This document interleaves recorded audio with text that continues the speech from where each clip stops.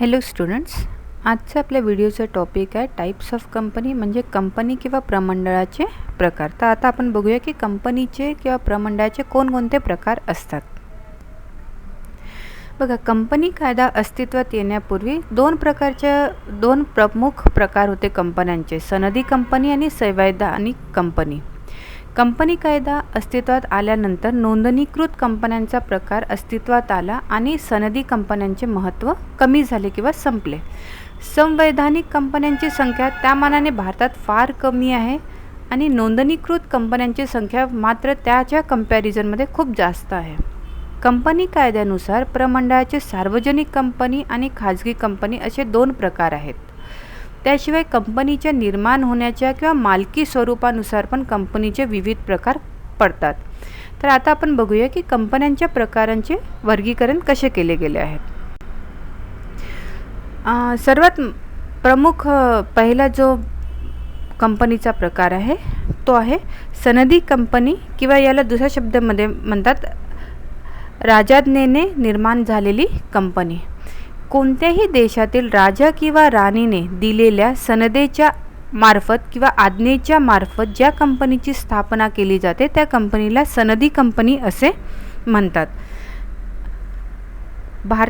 भारतामध्ये व्यापार करण्यासाठी क्वीन व्हिक्टोरिया राणीच्या आज्ञेने इसवी सन 1600 मध्ये ईस्ट इंडिया कंपनी स्थापन केली होती. हे अशा प्रकारच्या कंपनीचे एक उदाहरण आहे.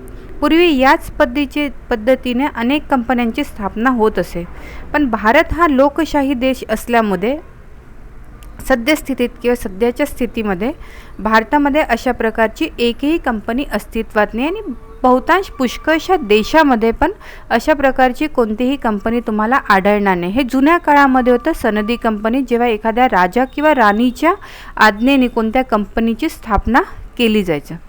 दुसरा प्रकार आहे वैधानिक कंपनी, किंवा लाभ न प्राप्त करण्याच्या हेतूने स्थापन झालेली कंपनी. लोकसभा किंवा विधानसभा यांनी स्वतंत्र कायदा करून त्या अंतर्गत एखाद्या कंपनीची निर्मिती किंवा स्थापना केल्यास अशा कंपनीला वैधानिक किंवा परिनियम कंपनी असे म्हणतात. बघा, कोणत्याही देशातील विधानमंडळात किंवा संसदेत कायदा संमत करून एखाद्या कंपनीची स्थापना केली जात असेल तर त्या कंपनीला वैधानिक कंपनी असे म्हणतात. मुद्दाम संमत करून घेतलेला विशेष कायदा हा या कंपनीच्या निर्मितीचा आधार असतो.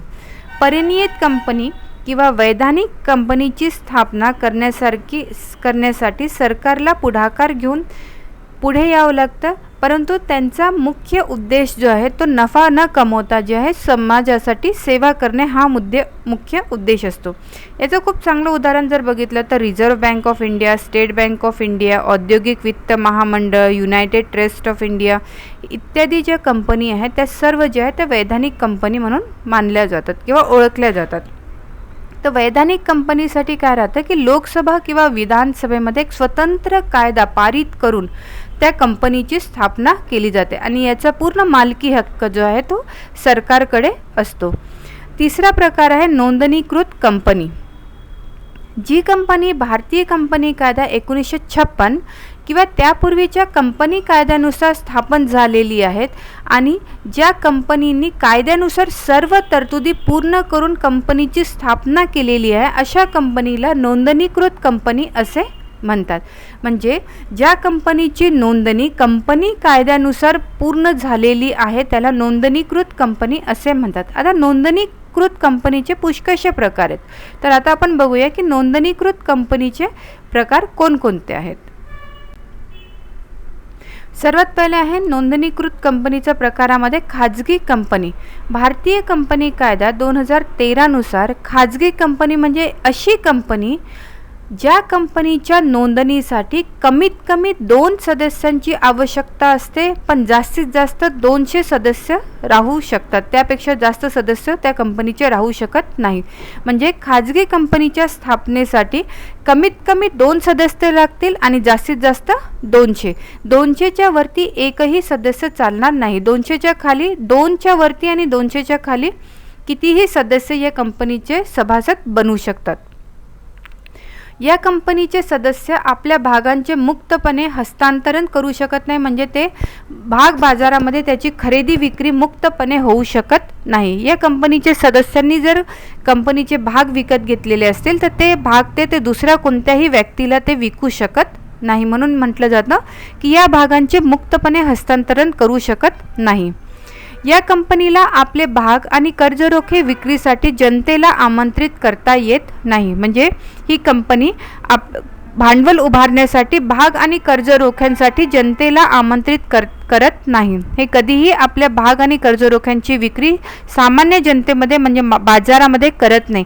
तर यांचे सदस्य जे राहतात ते या भाग आणि कर्जरोख्यांची खरेदी करून भांडवलाची पूर्तता करतात. अशा प्रकारच्या कंपनीला आपल्या नावाच्या शेवटी खाजगी मर्यादित हे शब्द लिहिणे अनिवार्य आहे. बघा, कंपनी कायद्यानुसार खाजगी कंपनीच्या नावाच्या शेवटी प्रायव्हेट लिमिटेड किंवा खाजगी मर्यादित हे शब्द लिहिणे अनिवार्य आहे. दुसरा प्रकार आहे सार्वजनिक कंपनी. भारतीय कंपनी कायदा 2013च्या नुसार सार्वजनिक कंपनी म्हणजे अशी कंपनी ज्या कंपनीच्या स्थापनेमध्ये कमीत कमी 7 सदस्य राहतील आणि जास्तीत जास्त सदस्यांवर कोणतेही बंधन नाही आहे. म्हणजे सार्वजनिक कंपनीची स्थापना करण्यासाठी कमीत कमी 7 सदस्य लागतील आणि जास्तीत जास्त कितीही सदस्य त्याचे सभासद बनू शकतात, त्याच्यावर काहीही बंधन दिलेलं नाही आहे. बघा, खाजगी कंपनीमध्ये काय म्हटलेलं आहे की कमीत कमी 2 आणि जास्तीत जास्त 200. सार्वजनिक कंपनीमध्ये म्हटलं आहे कमीत कमी 7 आणि जास्तीत जास्त सभासदांवर कोणतेही बंधन नाही आहे, म्हणजे ते 100 पण राहू शकतात, 200 पण राहू शकतात, 1000 पण राहू शकतात आणि 5000 पण राहू शकतात. याच्यावर कोणतेही बंधन दिलेले नाही आहे. सार्वजनिक कंपनीच्या भाग खरेदीसाठी कंपनी सामान्य जनतेला आमंत्रित करू शकते, म्हणजे या कंपनीचे भागांची खरेदी विक्री सामान्य बाजारामध्ये होऊ शकते आणि सामान्य जनतेमध्ये या भागांची खरेदी विक्री केली जाऊ शकते. ज्या कंपनीचे परिदत्त भांडवल 5 लाख किंवा त्यापेक्षा जास्त आहे त्याला पण सार्वजनिक कंपनी असे म्हटले जाते.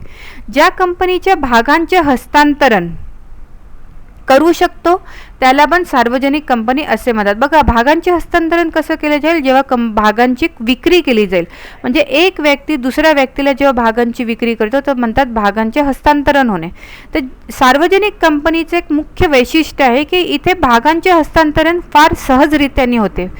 बघा, खाजगी कंपनीमध्ये भागांचे हस्तांतरण कधीही करता येत नाही, पण सार्वजनिक कंपनीमध्ये भागांचे हस्तांतरण करता येते, म्हणजे भाग बाजारामध्ये त्या कोणत्याही सार्वजनिक कंपनीच्या भागांची खरेदी विक्री खूप सोप्या पद्धतीने होऊ शकते. सार्वजनिक कंपनीला व्यापार प्रारंभ प्रमाणपत्र मिळाल्यावरच आपल्या व्यापाराला सुरुवात करता येते. कोणत्याही सार्वजनिक कंपनीला जर आपला व्यवसाय सुरू करायचा तर त्याच्यासाठी त्याला व्यापार प्रारंभ प्रमाणपत्र मिळावावंच लागतं आणि ते मिळाल्यानंतरच सार्वजनिक कंपनी आपल्या व्यापाराला सुरुवात करू शकते. तिसरा प्रकार आहे सरकारी कंपनी. कंपनी कायदा 2013च्या नुसार ज्या कंपनीमध्ये केंद्र किंवा राज्य सरकारचे 51% पेक्षा जास्त भांडवल लागलेले आहे त्या कंपनीला सरकारी कंपनी असे म्हणतात. कोणत्याही कंपनीमध्ये केंद्र किंवा राज्य सरकारचे भांडवल 51% किंवा त्यापेक्षा जास्त आहे त्या कंपनीला काय म्हणतात, सरकारी कंपनी असे म्हणतात. सरकारी कंपनीला सुद्धा भारतीय कंपनी कायद्यानुसारच नोंदणी करावी लागते आणि पूर्ण फॉर्मॅलिटीज पूर्ण नियमांचं पालन करावं लागते. सरकारी कंपनी आहे, सरकारची कंपनी आहे म्हणून त्यांना नोंदणी नाही करावं लागत असं चालत नाही. कंपनी कायद्यानुसार सरकारी कंपनीला पण नोंदणी करावी लागते. सरकारी मालकीचे उद्योग व सरकारच्या नियंत्रणात अंतर्गत चालणाऱ्या उद्योगासाठी अशा प्रकारच्या कंपनीची स्थापना केली जाते. ज्या फील्डमध्ये ज्या पर्टिक्युलर फील्डमध्ये सरकारची मालकीचे उद्योग चालवण्यात येतात किंवा त्यांच्या अंतर्गत काम केलं जातं अशा उद्योगांच्या स्थापनेसाठी या प्रकारच्या कंपनीची स्थापना केली जाते. या कंपनींना एक स्वतंत्र अस्तित्व जे आहे ते प्राप्त झालेलं आहे कारण की त्या सरकारी कंपनी आहे आणि त्यांना एक स्वतंत्र अस्तित्व जे आहे ते प्राप्त होते. चौथा प्रकार आहे विदेशी कंपनी. कंपनी कायदा 2013 नुसार भारताबाहेर स्थापन करण्यात आलेल्या परंतु भारतात व्यवसायाचे स्थान असलेल्या कंपनीला विदेशी कंपनी असे म्हणतात. बघा, ज्या कंपनीचा उगम स्थान जो आहे तो भारताच्या बाहेर आहे पण व्यवसायाचे स्थान जे आहे ते भारतामध्ये आहे, अशा कंपनीला काय म्हणणार? विदेशी कंपनी असे म्हटलं जातं. भारतीय कंपन्यांना लागू होणारे सर्व नियम व कायदे जे आहेत ते विदेशी कंपन्यांना देखील लागू होतात. या कंपन्यांना भारतात कार्य करण्याच्या सुरुवात केल्यापासून 3 दिवसाच्या आत दिल्ली येथील कंपनी निबंधकाकडे किंवा ते ज्या राज्यात कार्य करीत असतील त्या राज्यातील नोंदणी अधिकाऱ्याकडे आपले सर्व दस्तऐवज जे ते सादर करावे लागतात आणि त्यानंतरच ते आपल्या व्यवसायाला सुरुवात करू शकतात. अशा प्रकारच्या कंपन्यांना पण भारतीय कंपनी कायद्यातील सर्व अटींची पूर्तता करावी लागते. त्यानंतर 5वा प्रकार आहे सूत्रधारी व सहाय्यक कंपनी. सूत्रधारी कंपनी म्हणजे अशी कंपनी की जी दुसऱ्या कंपनीवर नियंत्रण करते त्याला म्हणतात सूत्रधारी कंपनी आणि ज्या कंपनीवर नियंत्रण केलं जातं त्याला म्हणतात सहाय्यक कंपनी. बघा, एखाद्या वेळी एक कंपनी दुसऱ्या कंपनीचा एकूण भाग भांडवलापैकी 50% पेक्षा जास्त किंवा 50% भाग भांडवल जर खरेदी करत असेल तर ती कंपनी जी खरेदी करणारी कंपनी आहे ती होते सूत्रधारी कंपनी आणि ज्या कंपनीचे भाग जे विकत घेतले गेले आहेत ती बनते सहाय्यक कंपनी. सूत्रधारी कंपनीला 50% पेक्षा जास्त मताधिकाराचा अधिकार मिळतो. दुसऱ्या कंपनीच्या संचालक मंडळावर 50% पेक्षा अधिक संचालकाची नेमणूक करण्याचा अधिकार पण सूत्रधारी कंपनीला मिळतो. त्यापैकी पहिल्या कंपनी जी आहे त्याला सूत्रधारी कंपनी म्हणतात आणि दुसऱ्या कंपनीला सहाय्यक कंपनी असे म्हटले जाते. बघा, जसं एक एक्झाम्पल आहे याचं, 2 कंपनी आहे ए आणि बी. ए कंपनीने बी कंपनीचे जे आहेत ते 50% भाग जे आहेत ते विकत घेतले तर ए कंपनी जी आहे ती बनेल सूत्रधारी कंपनी आणि ज्या बी कंपनी ज्याचे भाग ए कंपनीने विकत घेतलेले तर बी कंपनी बनेल सहाय्यक कंपनी. सूत्रधारी कंपनीचं पूर्ण होल्ड जे राहतं ते सहाय्यक कंपनीवर राहतं कारण की त्यांच्याजवळ 50% किंवा त्यापेक्षा जास्त भाग असल्यामुळे त्यांना मतदानाचा अधिकार असतो आणि त्यामुळे ते मतदानाचा 50% पेक्षा जास्त अधिकार असल्यामुळे संचालकांची नेमणूक करण्याचा अधिकार पण त्यांच्याकडे येतो. म्हणून पूर्ण होल्डिंग जी आहे ती सूत्रधारी कंपनीकडे येते.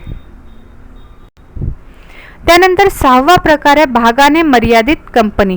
ज्या कंपनीच्या सदस्यांची देयता त्यांनी घेतलेल्या भागाच्या दर्शनी मूल्य एवढीच मर्यादित असते त्या कंपनीला भागांनी मर्यादित कंपनी असे म्हणतात. बघा, कोणत्याही कंपनीचे भाग जेव्हा एखादा व्यक्ती विकत घेतो, भागधारक जेव्हा विकत घेतो तर त्या भागाची किंमत देण्याची देयता जेव्हा त्या भागधारकाची असते तर त्याला म्हणतात की मर्यादित देयता. तर असे भाग जे आहेत की कंपनी निर्गमित करते त्यांना म्हणतात भागांनी मर्यादित कंपनी असे म्हणतात. भागधारकांनी त्यांनी धारण केलेल्या भागांवरील पूर्ण रक्कम भरली की त्यांना कंपनीबाबत कोणतीही देयता राहत नाही किंवा ती देयता शून्य होते. सपोज एखाद्या कंपनीचा शेअर जो आहे तो 100 रुपयाचा आहे, भाग जो आहे तो 100 रुपयाचा आहे, तर एखादा भागधारक एखादा व्यक्ती जो तो भाग विकत घेत असेल तर त्याला त्या भागाचे फक्त 100 रुपये द्यायचा. एकदा जर त्यांनी 100 रुपये दिले तर त्याची पूर्ण देयता जी आहे ती संपेल किंवा शून्य होईल.